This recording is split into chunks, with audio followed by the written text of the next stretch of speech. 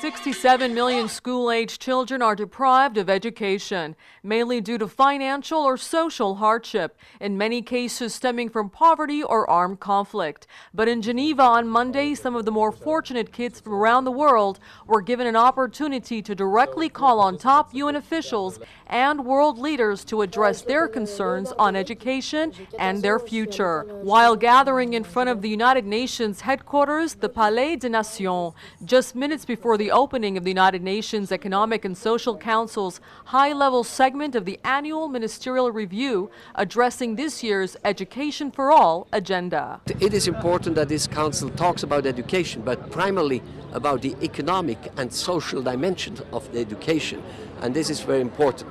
And so we ask also the question after, what is ECOSOC doing? Since we are talking on a broader level, the reforms needed inside UN, and I think we need a reform of ECOSOC, that it becomes really the economic and social body in global governance. What they need to do is they have to have better teachers, and to have better teachers, you have to train better teachers. So you have to have teachers of teachers. Over 600 participants, including the biggest players in the private sector and civil society, gathered to negotiate issues and insights surrounding education. Many leaders and top UN officials, including the president of ECOSOC, Lazarus Zimbabwe, stressed the need for the full integration of the private sector to advance education in low-income countries and ensure the right to education in the world's least developed countries, necessitating what he called fundamental education reform. Education involved the ministers of planning and finance, youth, gender, health and labor, among others, to design curricula that teaches skills that are relevant and needed by the economies and private sector job markets. A consensus that brings innovative solutions to challenges of access to education, particularly to the girl child in developing countries, especially the least developed. We have said since 2000 that we will meet the Millennium Development Objectives by 2015. Broken dreams because millions of school children or potential school children depend on us. And broken trust because never again will the relationship between rich and poor countries be based on the trust that was engendered by the promise that was made in 2000.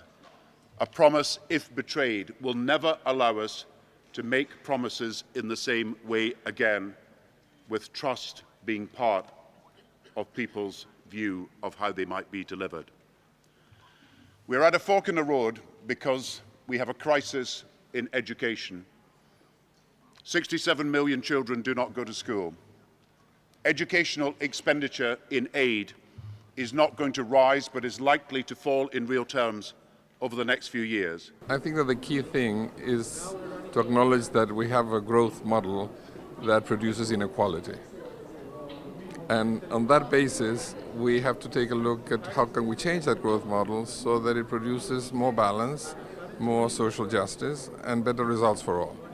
Now that essentially means concentrating on making the growth model produce jobs. Today what you have is a growth model that is very much concentrated and managed by the financial sector because it's more profitable. So it's more profitable to invest in a financial product than to invest in a real economy company. I don't think corporate social responsibility is going to solve the problem. It's too small, and it's a good start, and it gets companies thinking about these issues. The example of my own company, which has really invested, I think, over $500 million in education programs of one kind or another, that has been driven not really fundamentally by corporate social responsibility, but by kind of mutual self-interest. Governments must act to invest out of crisis through education, and the international community must act to meet the commitments it has made. Here comes the importance of innovative financing, as we do now partnerships with the private sector. We can bridge these gaps, ladies and gentlemen, if we work together better. This means strengthening coordination between the Education for All convening agencies and with partners like the International Labour Organization, where we work on the technical and vocational education and training, and the World Health Organization to strengthen the close link between health and education. Some gains in education have been made, including an additional 52 million children who enrolled in primary school in the last decade to 2008, said ECOSOC. However, nearly 800 million people are still illiterate. And of the 67 million school-aged children who remain deprived of an education, almost 3/4 of those children are in sub-Saharan Africa or Southern Asia. More resources have to be sent towards the education programs and fast-track education program, especially for the most vulnerable countries and the least developed countries, small island developing state and landlocked developing countries. And former Prime Minister of the United Kingdom have proposed an idea of setting up a global fund that will fund the education program. I think that is a good idea. We indeed are honored to have the top NGOs and technology companies represented at this 2011 ECOSOC Innovation Fair.